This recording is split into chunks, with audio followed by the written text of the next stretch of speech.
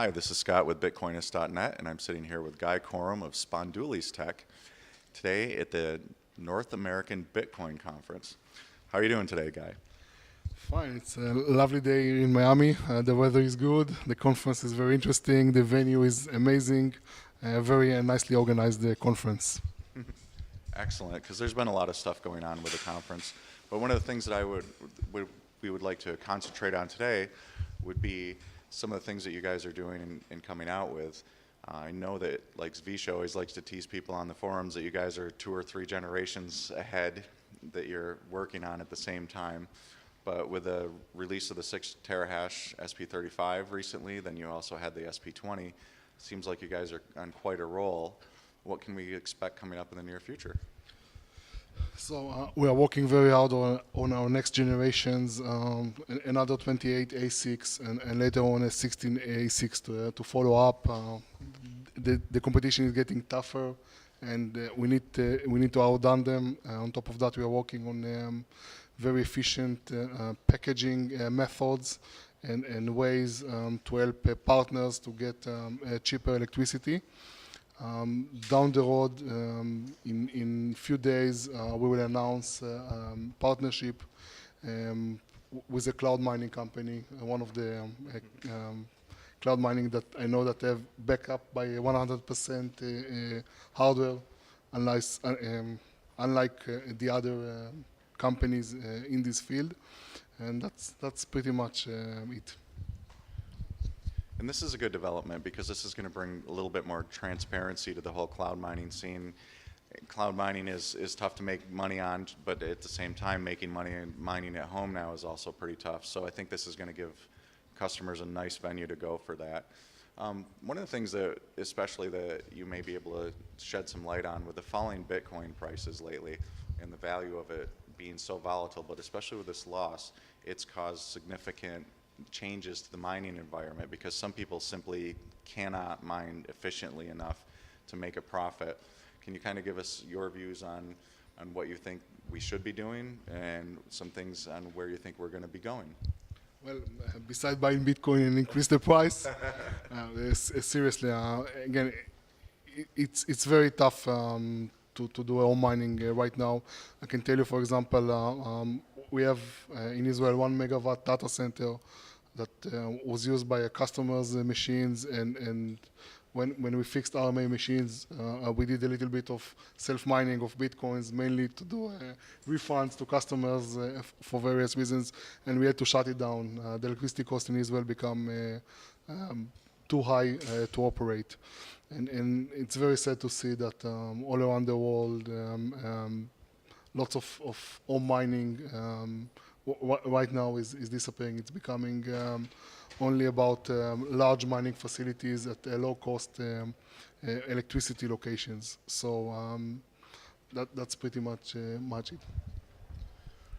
One of the things that you have been doing, though, is trying to at least distribute the hash rate a little bit. You had mentioned earlier the dice box, which I'm waiting one for review from Technobit. Yes, and as soon as we get those, we're going to do a good review of those. What was kind of the concept behind this? Because you do have like the lottery mode, which is basically your solo mining, and if you happen to hit a block, you're going to get that 25 Bitcoins plus all the transaction fees, but you can also set it up to mine on a pool as well. Kind of what was the concept behind that, and it was definitely neat and new, so tell me a little bit about that. So the DICE is a very nice concept. We did it with partnership with again, Technobit, with Martin. The idea is to create a novelty device which has a possibility to do ROI mining if you mine versus a pool. But Technobit also set up a self-solo mining pool using a Con and a Cano source code. So you can buy the device, it costs a little bit less than €100, and you can set it up to do a solo mining very easily by mining to a special pool, which is also a solo mining pool. So if you will find a block, you will get 99.5% of the block reward, and Cano and Con will get half of a percent, which is reasonable fee. So every 10 minutes, you have right now about 1 over 200 million chance to do a block reward. We're thinking, still contemplating on the fence whether to do one of such devices ourselves based on next generation. With next generation, we can do a similar device close to 1 tera, 800 to 1,000 gigahash in a small form factor. We're thinking maybe to do a crowdfunding specifically for that project, but I haven't decided yet. That's And that's very aggressive Yep, for your next generation chip. That is definitely very aggressive specs. Can you tell me a little bit about that, or you're not really ready to release much more yet? I can tell you that we are working very hard to produce the best possible technology on 28 node, to follow up by 16 node later on. It will take, so our initial projection was to have the project ready by Q2.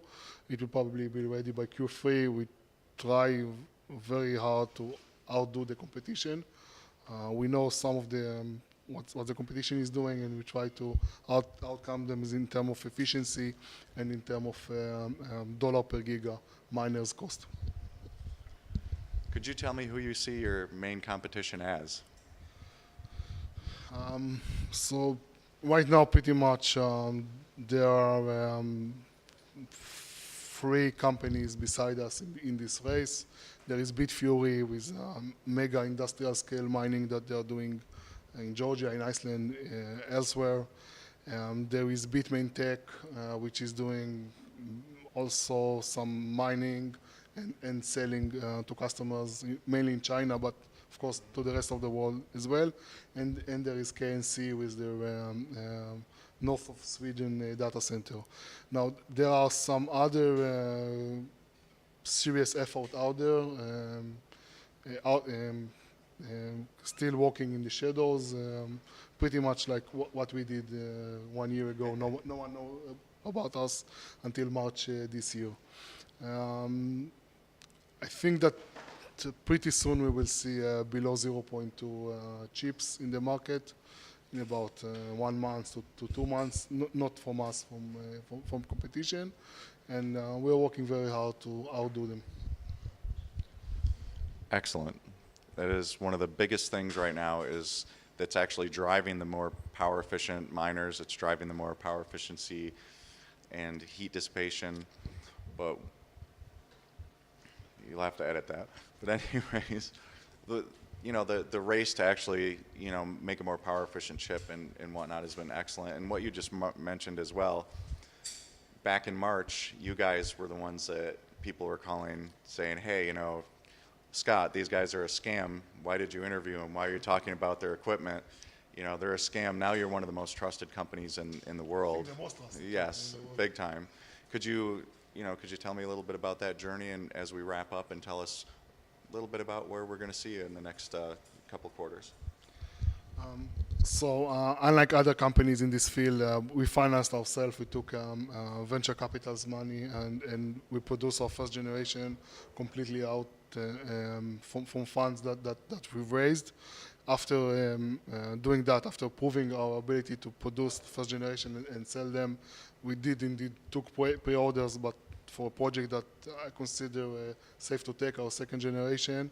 And with our third generation, which is much more ambitious project, much higher risk, we won't take pre-orders. So we find other ways to fund our development. And one thing that I want to add, unlike any other companies in this field, we do not currently do self-mining. I said that we did a bit of self-mining with RMA units, but again, those Bitcoins went to our customers as refunds. So we don't do self-mining. We might be forced to do that in the future. I'm trying to resist that as much as I can. I think that it's unethical to self-mine and to sell machine together with customers. You need to do one of those. If you want to be a self-mining company, say KNC, it's okay. You're doing self-mining. But Bitfury or Bitmain Tech to do self-mining and then to sell machines, it doesn't fly in my book. You need to decide to do one of those.